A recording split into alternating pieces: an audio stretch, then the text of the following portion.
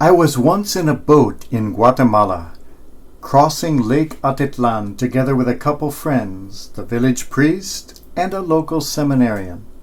Huge winds arose, and the boat was tossing and turning violently. We were all soaking wet. The priest was terrified. The seminarian was terrified.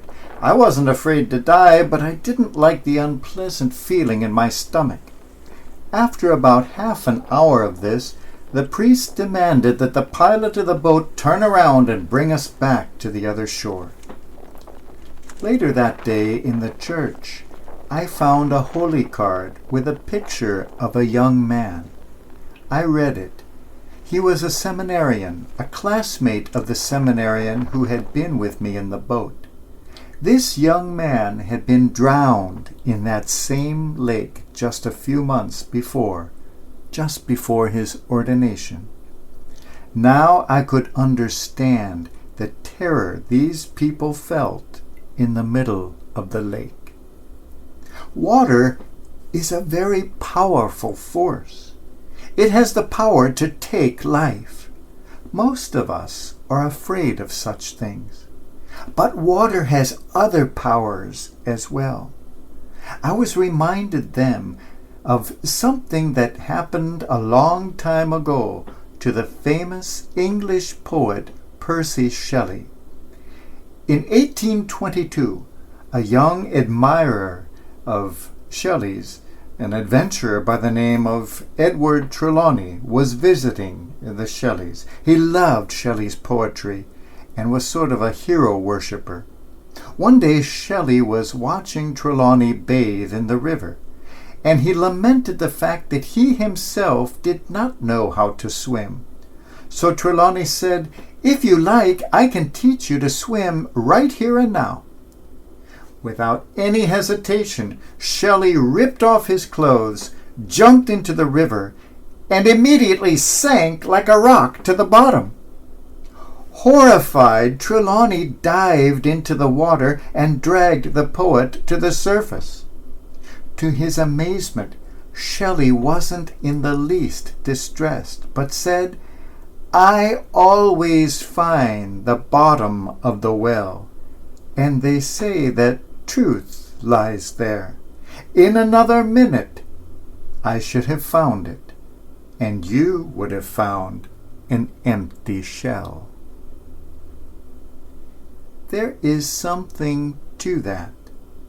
Sometimes we have to descend into the depths in order to understand the heights. Sometimes truth is found at the bottom of the well. We see John baptizing, but this was not the sacrament we have now. This was a ritualization of the connection between the depths and the heights, the connection between the dark and the light, the connection between life and death. The people went down into the depths of the Jordan River, probably terrified, probably freezing, and they came up to the surface as though coming out of the womb, as though coming out of the tomb. And they understood then what it means to rise from death to life, from darkness to light, from the depths to the heights. The Christ himself underwent this ceremony of John's baptism. Water has the power to take life, but water has the power to give life as well. You may remember something that was very popular when I was a child. They were called sea monkeys. They looked like dust, but really were little creatures, brine shrimp of a certain species that had the ability to go into a sort of coma, a suspended animation. But when you put this powder into water, within the hour the dust would turn into these living creatures, and they would begin to swim around and grow. It was an amazing experience for kids and adults alike to see the great life-giving power of water. We enter into the waters of baptism like those little specks of dust, rather lifeless. Through that water, we too come to life. Life and death, darkness and light, the depths and the heights. All that is just two sides to the same coin of our earthly existence, of our participation in the life of God. All of us know bitterer waters that sometimes can seem to drown us. We call those tears. But that water too, unpleasant as it may be at the time, can be wonderfully life-giving. How many tears have brought about a real change of heart in someone in desperate need of such a change?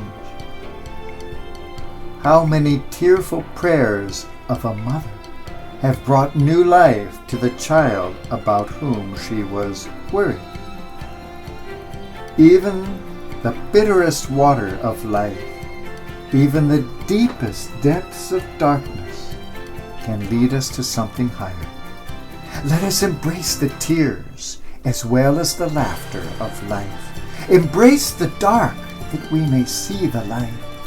Embrace the depths of life that we may rise to its heights. Let us, when the time comes, embrace even death, that the fullness of life may embrace us.